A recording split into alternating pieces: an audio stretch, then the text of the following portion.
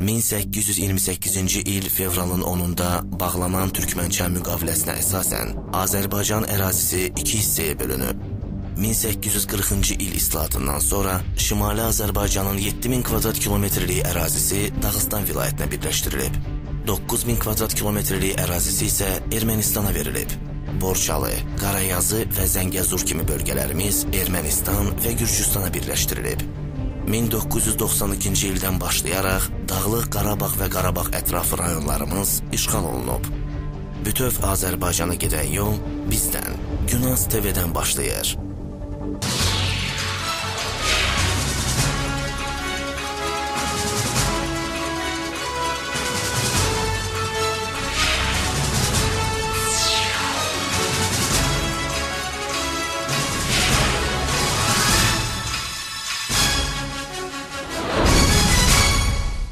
Hər vaxtınız xeyir, əziz seyircilər.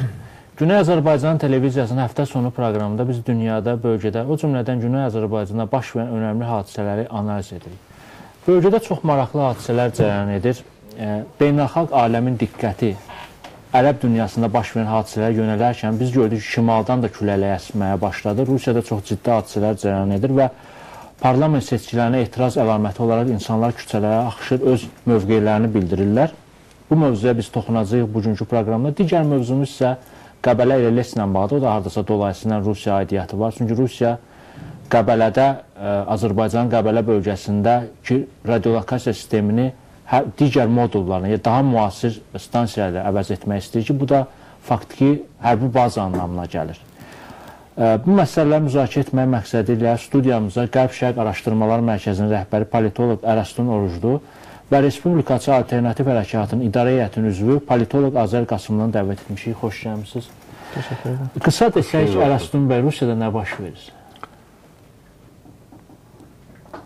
Mən deyərdim ki, tək Rusiyada deyil, ümumiyyətlə bütün bu sürətli inqilabi dəyişikliklər baş verən ölkələrdə sistem böhranı baş verir. Yəni, bu ölkələrdə ya demək, ümumiyyətlə ictimai-siyasi münasibətlər sistemi mövcud deyildi, ya da ki, o sistem ənənəvi rasional dayaqlara söykənmirdi. Yəni, biz Rusiyada nə baş verir sualına, elə Rusiyanın özünün timsalında cavab vermək istəsək, baxmalıyıq ki, Rusiyada bu sistemin böhranı və sistemin qeyri-rasionallığı, onun təkmil olmamasının əsas cəhətləri nədən ibarət idi? Bu sualın cavabını verəndə artıq o sualın da cavabı tapılacaqdır ki, bəs nə baş verir? Təsəvvür edin ki, Rusiya böyük bir ölkədir və ənənəvi olaraq Rusiya həmişə mərkəzləşmiş idarə etmə sisteminə malik olub. Yəni, əvvəl bu çar monarxiya dönəmində belə olubdur. Hərçənd monarxiya dönəmində deyək ki, bölgələrin hətta müəyyən qədər müstəqilliyi olubdur. Bundan sonra 17-ci il inqilabı baş verdi, 1917-ci il və Rusiyada bolşevizm quruldu. Orada bir ifrat mərkəzləşmə oldu və mərkəzləşmiş bir sistem quruldu. Bundan sonra gəldi bu sistem çöktü 91-ci ildə. Rusiya və bütün post-sovet respublikaları müstəqilliyi əldə elədi. Və Yeltsin dönəmində xatırlayırsınızsa, Rusiyada bir təbii ki, Rusiya anlamında bir liberal islahatlar başlandı. Bunlar bir qədər başpozuq gedirdi, bir qədər sistemsiz gedirdi. Amma istənilən halda deyək ki, iqtisadi azadlıqlar indikindən və ya Putin dönəmindən qat-qat yüksək idi. Demək, bölgələrin, əyalətlərin səlahiyyətləri artdı, orada seçkilər başladı, yerli idarəetmə orqanlarının elə yerli əhalinin iradəsi ilə formalaşması prosesi getdi. Yəni, Rusiyanın həqiqi mənada federallaşması, daha müasir federativ dövlət modelinə keçidi başlandı. Amma 2002-ci ildə bu proses bitdi. Çünki Putin və onun arxasında dayanan xüsusi xidmət orqanları, Rusiyanın, keçmiş DTK-nın törəmələri, KGB-nin törəmələri hakimiyyəti ələ keçirdilər. Və bu bir günlük proses deyildi. Əgər siz Yeltsin hakimiyyətinin son illərinə diqqət yetirsəz, xüsusilə son 2 ilinə görərsiniz ki, bir neçə baş nazir dəyişdi ardıcıl olaraq və bunların hamısı məhz DTK-dan gələnlər idi. Əvvəl Primakov, hansı ki, ondan əvvəl Rusiya Xarici Kəşfiyyat İdarəsinin rəhbəri olubdur. Bundan sonra Sergey Stepaşin, hansı ki, Federal Təhlükəsizlik Xidmətinin rəhbəri idi, KGB-nin törəməsinin. Bundan sonra Putin. Və artıq burada görünürdü ki, xüsusi xidmət orqanları Rusiyanın hakimiyyəti ələ keçirməyə can atır. Və onlar buna müvəffəq oldular 2002-ci ildə. Çeçenistanda müxtəlif təxribatlar törətməklə, yeni müharibə qızışdırmaqla və s. Bu texniki məsələlərdir. Buna nail oldular və bundan sonra Rusiyada növbəti mərhələ mərkəzləşmə getdi. Mərkəzləşmə Rusiya üçün öldürücü bir amildir. Baxın zaman fərqinə, Moskva ilə Vladivostok arasında. Səhv eləmirəmsə 8 saat vaxt fərqi var. Deməli, Moskvada iş günü bitəndə Vladivostokda başlayır. Əksinə, daha doğrusu, Vladivostokda bitəndə Moskvada başlayır. Və artıq o mərkəz ki, hər şeyə nəzarət eləyir, onun əyalətə nəzarəti yoxdur. Çünki əyalət yatanda mərkəz işləyir, mərkəz yatanda əyalət işləməlidir. Amma əyalətdə mühüm qərarlar qəbul eləmək səlahiyyəti yoxdur. Nə idi bu mərkəzləşmənin səbəbi?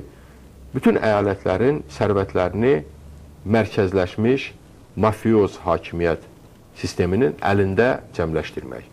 Yəni, sistem deyilən bir şey əslində bir mənfəət maşını idi.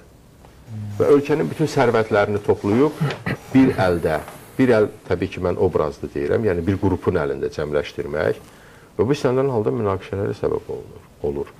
Yəni, Rusiyadakı həmin o təkmil, bir qədər təkmil modelin bir parodiya modeli Azərbaycanda mövcuddur. Analoji sistem buradadır. Amma dediyim kimi, bu daha çox parodiyadır və daha bir qədər belə karikatura sistemidir. Rusiyadakı nisbətən mükəmməl sistem idi. Amma bu sistem işləyə bilməz. Çünki onun mahiyyəti sistem deyildi bu bir və hədəfləri dövlət deyildi. O, islahat apara bilməzdi. Çünki orada məqsəd, dediyim kimi, həmin o sərvət sorma, sərvət toplama məqsədi idi. Belə başa düşürəm sizin sözlərinizdən, çöküş istər-istəməz labüddür. Vazir bəy, siz necə qatılırsınız Ələsgün bəyin fikrinə? Bir də buna əlavə bir sual da verməsiniz. Necə düşünürsünüz? Martda indi Rusiyada prezident seçkisidir. Bu hadisələr biraz daha inkişaf edə bilərmi Rusiyada bu müddətdə? Mən Ələsgün bəyin fikirlərinə tamamilə qatılıram və ümumiyyətlə hesab edirəm ki, Rusiyada çox böyük dəyişikliklər var və çox böyük dəyişikliklər baş verir. Bildiyiniz kimi bütün dəyişikliklər nədən başlayır? Hansısa inqilablar, üsyanlar, hansısa bir hadisələr. İlk öncə bu hadisələr ictimai şuurun dəyişməsindən başlayır. Və bugün biz deyə bilərik ki, Rusiyada ictimai şuur dəyişməyə başlayıb. Məsələ burasındadır ki, Rusiyada bugün insanlar sabitliyi bir dəyər hesab etmirlər artıq. Yəni, siyasi sabitlik bu insanlar üçün artıq dəyər deyil. Məsələn, Putin hakimiyyətə gəldiyi zaman 98-ci ildə Rusiyada vəziyyət tamamilə fərqli idi. Çeçenistanda problem var idi, İnguşetiyada müəyyən problemlər var idi. Hətta Tatarstanla belə müəyyən problemlər yaşanırdı. Yəni, bunları hamımız bilirik. Və o zaman Rusiyada və Rus cəmiyyətində siyasi bir sifariş var idi. Yəni, güclü ələ, qayda qanuna və s. və əl-axıra. Və aydın məsələdir ki, Putinin obrazı və onun komandası müəyyən mənada bu demək, siyasi sistemə və yaxud problemləri həll etmək üçün daha uyğun idi. Amma bugün insanlar gördülər ki, bu avtoritar üsul idarəsi, hər yerdə qayda qanun yaratmaq adıyla insanların hüquq və azadlıqlarını əllərindən almaq, demokratiyanı boğmaq məqsədə uyğun deyil. Yəni, sonuc etibarilə bu problemləri həll etmədi. Bu, əksinə, yeni problemlər yaşatdı Rusiya. Yəni, korrupsiya, azad iqtisadiyyatın olmaması, yəni, bugün Rusiyada insanlar, iş adamları, biznesmenlər azad şəkildə pul qazanmaq, azad şəkildə öz fəaliyyətlərini yürüdə bilmirlər. Yəni orada da problemlər var. Düzdür, Rusiyada biraz bu vəziyyət daha yaxşıdır Azərbaycana nisbətən. Bizdə vəziyyət daha da pisdir. Onu da qeyd edeyim. Amma orada da problemlər var. Və sözsüz insanlar bunların hamısını gördülər. Və bu gün Rus cəmiyyətini allatmaq, Rus cəmiyyətini hansısa bir müfik stabilliyinə ələ almaq artıq mümkün deyil.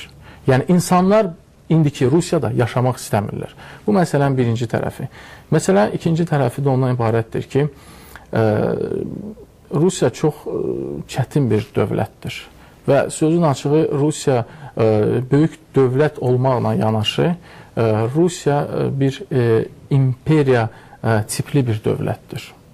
Və bu dövləti idarə etmək çox çətindir. Hətta mənim yadımdadır, vaxtilə Jirinovski belə bir səmimi bir çıxışı var idi. Jirinovski o zaman demişdi ki, Rusiya demokratiya lazım deyil.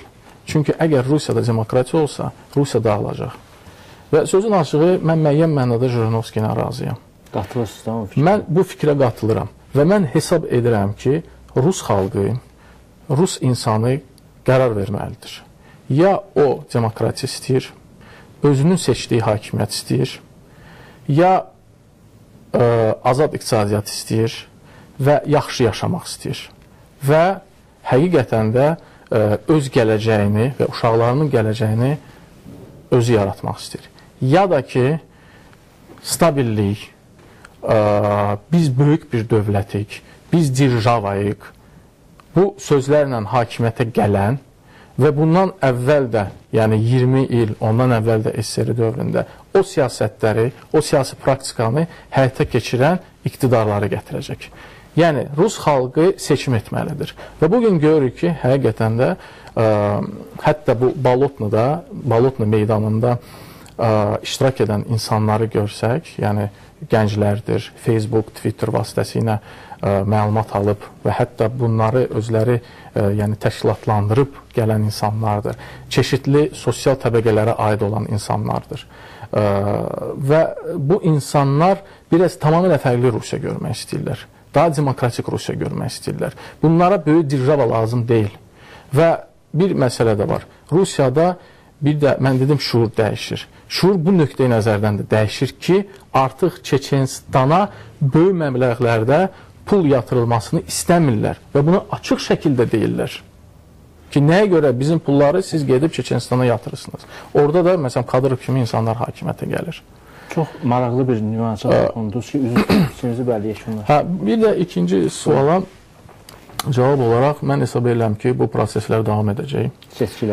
Seçkilərə kimi davam edəcək. Ayın 24-də də demək bir miting var. Bu mitingləri keçirən, bilirsiniz ki, sistemdən xaric olan siyasi qüvvələrdir.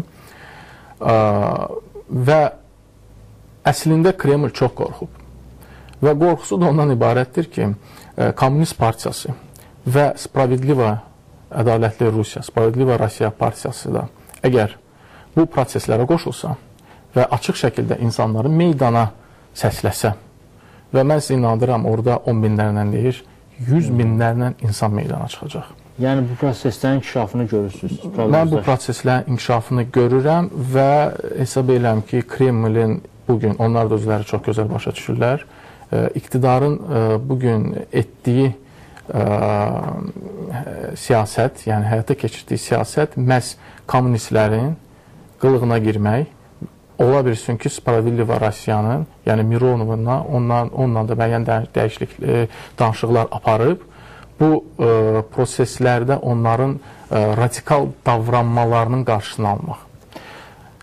Burada iki məqam üzrə çıxır, siz də söylədiniz, Ələsdun bəy. Yəni, iki yolu var. Ya bu imperialist siyasət davam etməlidir və Putin kimi insanlar ölkəni idarə etməlidir və ya demokratik keçid olmalıdır. Hansı halda Rusiyanın dağılma ehtimalı daha böyükdür? Mən hesab edirəm ki, ikinci halda, yəni avtoritar sistemi qoruyub saxlamaq cəhdi daha risklidir və dağılmaq, bəli, istənilən bir dövlət üçün.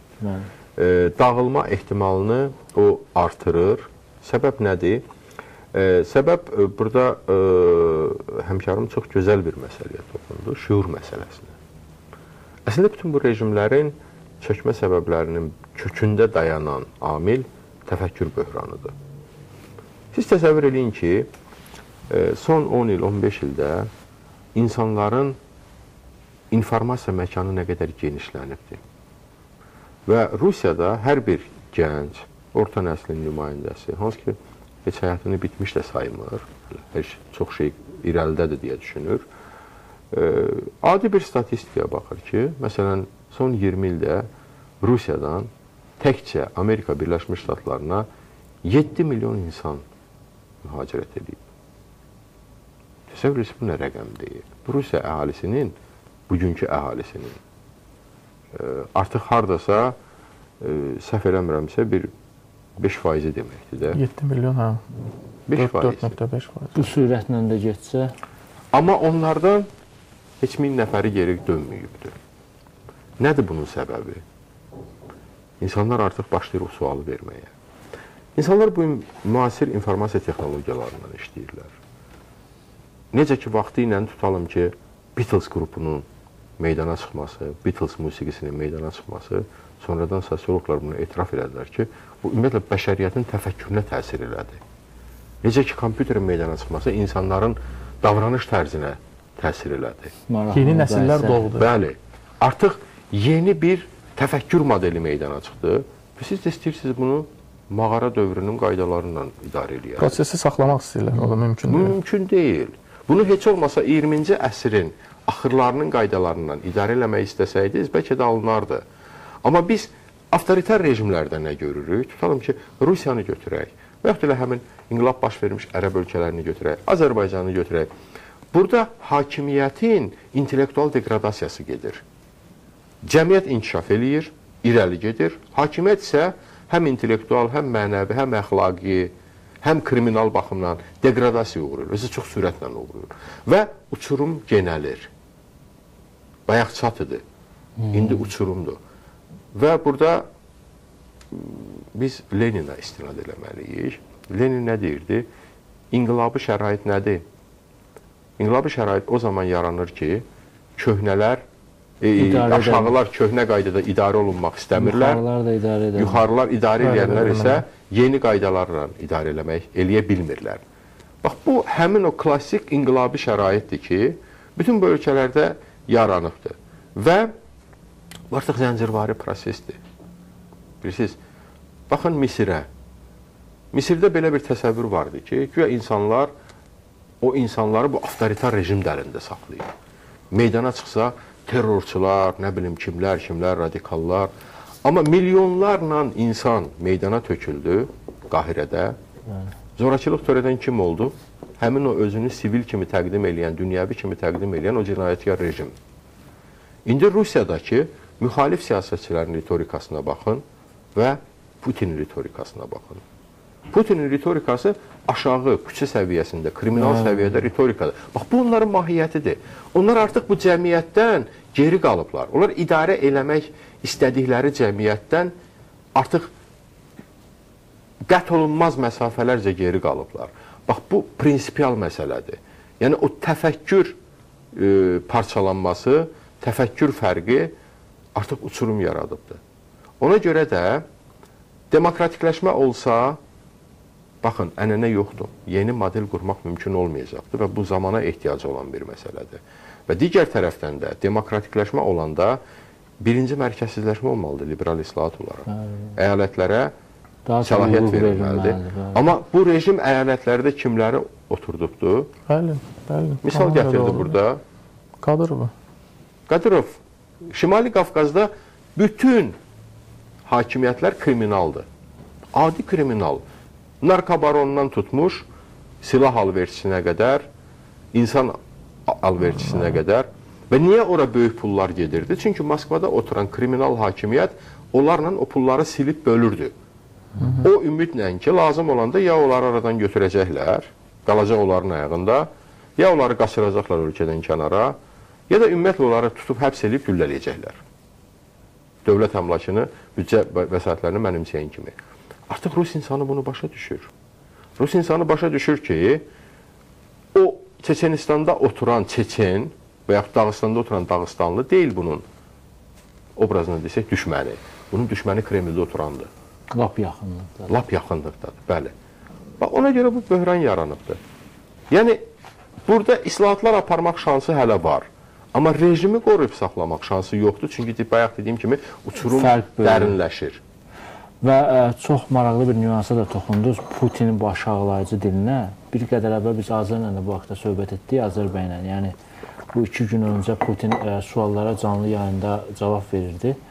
Və orada bu aşağılayıcı tonundan istifadə etməklə bərabər Amerikanın ünvanı bir xeyli sərtlikdən də o biri tərəfə çox ifadələr işlədi. Necə düşünürsünüz? Bu, əgər Putin hakimiyyətə gəlmək şansı, ehtimalı böyük olarsa və yaxud Kremlə yenidə yiyələnərsə, bu Amerika-Rusiya münasibətləri yenidən gərginləşdirə bilərmi? Əlbəttə, sözsüz. Əslində, burada Putinin namizədliyini prezidentliyə vermədən əvvəl İzvesiya qəzetində bir məqaləsi dərc olunmuşdu. Avro-Asiya Birliyi ilə bağlı, ittifaqı ilə bağlı. Bəli. Yəni, o zaman bildiyiniz kimi Amerikada və bir çox Avropa ölkələrində, o cümlədən də hətta Azərbaycanda belə məqalələr yazıldı. Buna reaksiyalar gəldi ki, Putin Rusiyanın yeni Stalin olmaq istəyir. Və onun Avro-Asiya ittifaqı təklifi əslində SSR-nin bərpasına bir cəhddir. Və aydın məsələdir ki, bu Avro-Asiya ittifaqını təklif etməklə Putin öz ətrafında, yəni Rusiya ətrafında avtoritar rejimləri birləşdirərək postsovet məkanına yenidən hakim olaraq gəlmək və Avropa Birliyi, NATO kimi təşkilatlara bir alternativ gətirmək meydana. Yəni, bir tərəfdən NATO, Avropa Birliyi, Amerika, yəni demokratik və insan haqlarını təbliğ edən demək, strukturlar və dövlətlər, o birisi tərəfdən də avtoritar rejimləri öz ətrafında birləşdirən Rusiya. Yəni, soyuq müharibəni yenidən canlandırmaq, yenidən demək, beynəlxalq sistemin bir faktına çevirmək istəyir Putin. Və aydın məsələdir ki, Putin əgər mart ayında prezident kürsüsünə bir daha əyləşsə, Amerika ilə Rusiya arasında çox böyük gərginlik, çox böyük problemlər yaşanacaq. Nəinki Rusiya-Amerika arasında, ümumiyyətlə demokratik dünya ilə, Avropa Birliyi ilə, Avropa ölkələri ilə Rusiya arasında çox böyük problemlər yaşanacaq. Bir məsələ də var ki, Putin çox asanlıqla 4 martda prezident seçilməyəcək. Demək, 2 gün əvvəl bir neçə sosioloji sorular, rəy sorular keçirildi. Və Putinin demək, reytingi bugün 40%-dir. 40%. Hələlik 40%-dir. Və bu radikal şəkildə enir reytingi. Və mart ayında nələr baş verəcək? Bu sualdır. Və sözün açığı Putinin çox az vaxtı qalıb. Demək olar ki, yəni 15 gündən sonra yeni il, bildiyiniz kimi Rus cəmiyyəti 15 gün işləmir. Yanvarın 15-dən martın 3-nə qədər onun vaxtı var. Aydın məsələdir ki, ciddi islahatlar keçirə bilməyəcək. Sadəcə burada sadəcə bir manipulyasiyalardan gedə bilər, ictimai şuurun manipulyasiyalarından. Bu çox çətin olacaq. İşləmir o artıq. O manipulyasiyaları da necə edə bilərlər? Sadəcə efirə çıxıb insanlara nələrsə deməklə mümkün olmayacaq bunu etmək. Burada ya hansısa bir savaş, hansısa bir force major bir hadisə yaratmalıdırlar. Bilmirəm nə olacaq o. Amma mən onu gözləyirəm, sözün açığı. İkincisi nə ola bilər? Kommunistlərlə və Spravedlivaya Rusiya ilə müəyyən mənada sövdələşib, müəyyən onlara ciddi şəkildə siyasi dividend vermək məcburiyyətində qalacaqlar. Üçüncü də seçkiləri saxtalaşdıracaqlar. Hər bir halda martda Rusiya fərqli Rusiya olacaq. Hər bir halda. Və sən haqlı olaraq Rusiyada bu force major situasiyadan danışırsan və artıq Rusiya Azərbaycan üçün də bir force major situasiya yaradıb. Hamı gözləyirdi ki, Qəbələ RLS ilə bağlı, radiolokasiya stansiya ilə bağlı köhnə anlaşmanı yeniləyəcəklər və danışıqlar da bu üçün. Birdən-birə qəfil biz bu həftə eşitdik ki, Rusiyadan təklif gəlirdi ki, köhnə anlaşmanı yeniləmək əvəzinə orada yeni modullar, yeni modul stansiyalar yerləşdirmək istəyirlər. Bu da nədir? Giriş sözümdə də dedim. Bu da faktiki hərbi bazası. Halbuki bizim hərbi doktrinamıza da bu ziddir. Və belə də bəzən də belə fikirlər səslənir ki, necə ki NATO, Amerika Birləşmiş Ştatları Türkiyədə radar sistemləri yerləşdirməsi, bu sanki cavabdır NATO-ya və Amerika Birləşmiş və bu cavabı Ankaranın strateji müttəfiqi Azərbaycanın əli ilə həyata keçirməsi. Bu baxımdan mən belə bir sual vermək istəyirəm. Yeni anlaşma və ya modulu gətirmək istəyir. Azərbaycan imzalamalıdırmı? Əsla. Mən ümumiyyətlə istəyərdim ki, həmin burada Azərbaycanın xatırlatdığı bir ifadəyə bir də qayıdım. Force major situasiyalar. Bugün Rusiyada ümumiyyətlə bütün avtoritar, kriminal rejimlər böhrana düşəndə onlara hava su kimi lazım olan xarici düşmən amilidir. Böyük xarici düşmənlə... Diqqəti yayındırmaq. Təbii və cəmiyyəti səfərbər eləmək. Bildiyimiz kimi Rusiyada hələ o imperialist təfəkkür yetərincə güclüdür. Özümüzü aldatmayaq. Və elə onu öz ətrafında səfərbər eləməklə Rusiyanın siyasi qüvvələrində də, mövcud siyasi qüvvələrində də bu həvəluğuya yüksəkdir. Kommunistlər olsun və yaxud LDPR olsun, Liberal Demokrat Partiyası, Jirinovskinin elə hakim partiyada və o cümlədən təbii ki, unutmayaq ki, Rusiyanın bir hərbi sənaye dairələri də var. Və çox ciddi bir amildir bu Rusiya siyasətində. Çox vaxt üzdə görünməsə də. Və bu baxımdan təbii ki, biz dünən başqa məlumatları eşitdik. Biz eşitdik ki, Rusiya cənub cinaha qoşunlar yığır, güya NATO-nun, ABŞ-ın İrana hücumunu qabaqlamaq üçün və s. Mən güman eləmirəm ki, Qərbin bu mərhələdə, ən azı bu dövrdə İrana hansısa hücum əməliyyatları planlaşdırılır. Bunun əlamətləri yoxdur. Məqsəd onda nədir? Məqsəd cənubdakı dövlətlərə, kiçik, zəif dövlətlərə, o cümlədən Azərbaycana, Gürcüstana təzyiq eləmək. Burada bir neçə hədəf var. Baxın, birinci hədəf budur ki, burada Azərbaycan dedi ki, həmin o totalitar, avtoritar rejimləri toplayıb, bunlardan bir Avrasiya ittifaqı yaratmaq. Rusiyanın başı qarışdığı bu 2 ay yarım hələ qarşıdan gələn, 3 ay az qala demək dövrdə bu rejimlər çökə bilər. Biz artıq bunun əlamətlərini görürük Qazaxstanda. Elə Azərbaycanın özündə son günlər kütləvi hakimiyyət nümayəndələrinə müqavimətlər başlayıb əhali arasında. Azərbaycanda ən sadəlövh, ən sadə siyasətdən uzaq insan belə başa düşür ki, rəsmi Bakının himayədarı Moskvadır. Nə Vaşinqton deyil, nə Ankara deyil, nə Brüssel deyil, heç Tehran da deyil. Məhz Moskvadır. Yəni, bu rejimlər həm ruhunla, həm təfəkkürünlə, həm mahiyyətinlə Kremlə bağlıdır. Və bu rejimlər itirilə bilər, o dayaqlar itirilə bilər. Ona görə həmin o hərbi gücdən istifadə eləyərək, hədələməklə Rusiya çalışır ki, bu rejimləri qoruyub saxlasın. Təsəvvür edin, Ermənistanda itirsə, Azərbaycanda itirsə, artıq Qafqaz itirmiş olur. Cənubi Qafqazı itirmək artıq Şimali Qafqazın özünü risk altına qoymaq deməkdir. Bu məsələdən mən hesab edirəm ki, məsələnin bugün açıqlanması bu səbəbdən baş verdi. Düşmən axtarışı və zəif, əzilməyə asan olan düşmən.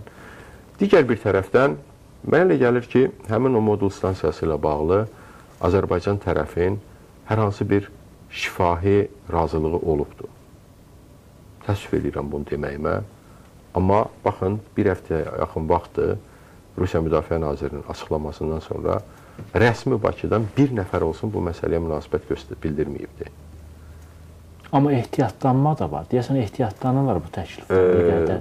Çünki uzadırlar danışıqları. Söhbət təklifdən getmir. Söhbət təklifdən getmir. Serdukov, Rusiya Müdafiə Naziri, o demədi ki, belə bir təklif vermiş.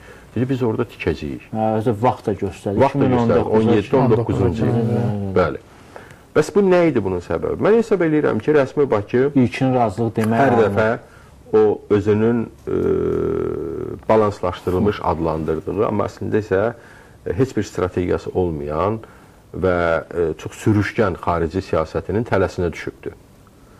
Rusiyaya bu vədi veriblər, amma Rusiyada vəziyyət qarışanda Rusiya hərbi dairələri başa düşdülər ki, Azərbaycan bunun arxasından qaça bilər.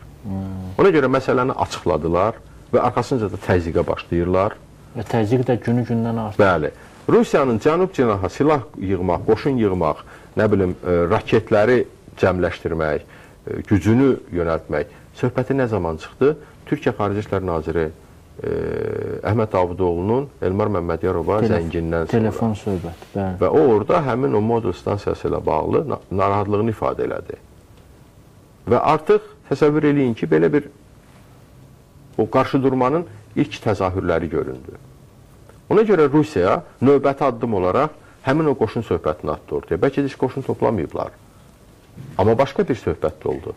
Azərbaycanda yaşayan azsaylı xalqların nümayəndələri adından Rusiyada avarların, ləzgilərin, talışların adından çıxış eləyən bir dəstə adam buradakı xalqlara müraciət elədi ki, uşaqlarını Azərbaycan ordusuna buraxmasınlar.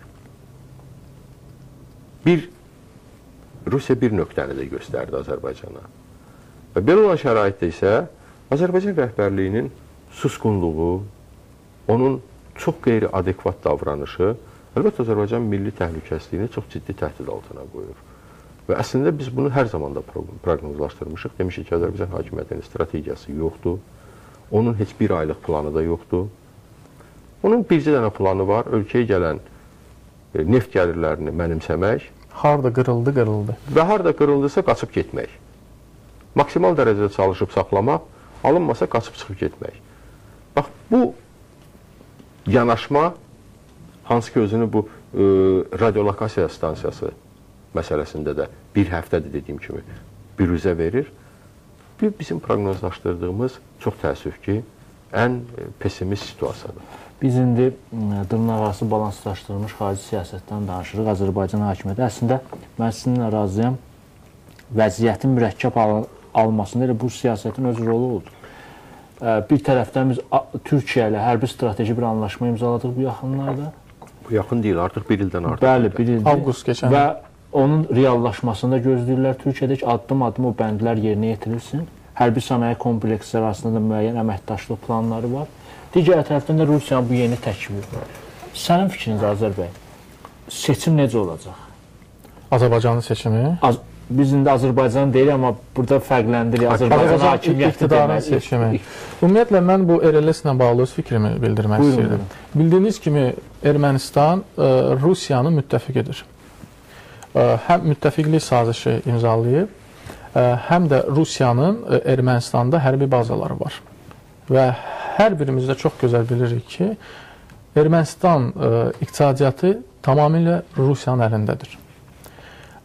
Belə olan halda bizim düşmənimizin, yəni Ermənistanın strateji müttəfiqinin Azərbaycan ərazisində hansısa hərbi obyektdən istifadəsi nə qədər məqsədə uyğundur, nə qədər məntiqlidir və nə qədər bizim milli təhlükəsizlik konsepsiyamıza uyğundur. Cavab verir. Mən ümumiyyətlə hesab edirəm ki, Qəbələ reyləsi Azərbaycanın milli maraqlarına tamamilə uyğun deyil. Və hesab edirəm ki, Azərbaycan bu sazişi imzalamamalıdır, uzatmamalıdır. Əgər uzatmaq istəyirsə, Rusiyanın qarşısında şərt qoymalıdır. May ayında, bu ilin may ayında Cümhuriyyət forumunda belə bir təkliflə çıxış etmişdik. Təklif etmişdik ki, Azərbaycan Rusiya qarşısında bir şərt qoysun. Desin ki, əgər siz Qələbə reylisini bir daha istifadə etmək istəyirsinizsə, İranla həm sərhəd Azərbaycanın işğal olunmuş 3-4 rayonunu azad edin. Yəni, ermənilərə təzyiq göstərin ki, o rayonları azad etsinlər. Yalnız bu şərtlə, ola bilsin ki, yalnız bu şərtlə ona razı olmaq olar. O da hələ mən deyirəm, ola bilsin. Çünki bu bizim maraqlarımıza tamamilə uyğun deyir.